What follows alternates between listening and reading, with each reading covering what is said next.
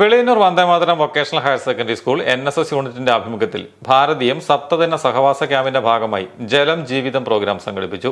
Pala Kottaramattam bus സ്റ്റാൻഡിൽ ജലം ജീവിതം Pala municipal standing committee chairman സാവ്യ കാവഘട്ട് ഉദ്ഘാടനം ചെയ്തു. ക്രിസ്മസ് അവധി കാലത്ത് എന്തുകൊണ്ടും അവധിക്കാലം വീട്ടിൽ ചെലവഴിക്കാതെ ഒരാഴ്ചത്തെ സാമൂഹിക സേവന രംഗത്ത് പ്രവർത്തിക്കുവാൻ തയ്യാറായി ഒരാഴ്ചത്തെ ക്യാമ്പിന് തയ്യാറായി ഇവിടെ എത്തിയ വെളിയന്നൂർ VHSS സ്കൂളിലെ പ്രോഗ്രാം ഓഫീസർ ഉൾപ്പെടെയുള്ള NSS യൂണിറ്റിലെ മുഴുവൻ അംഗങ്ങളെയും ആദ്യമായി ഞാൻ അഭിനന്ദിക്കുന്നു.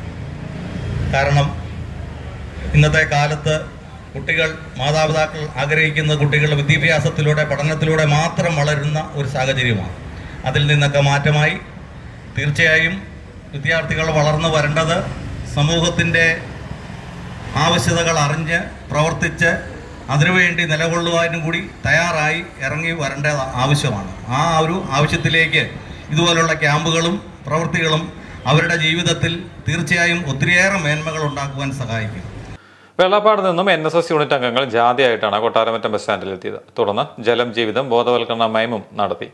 സോജി മാത്യു, പ്രോഗ്രാം ഓഫീസർ ജിൽട്ടോ ടോം സിറിൽ, പ്രിയ സുരേഷ്, ശ്രീശൈലം തുടങ്ങിയവർ പ്രസംഗിച്ചു.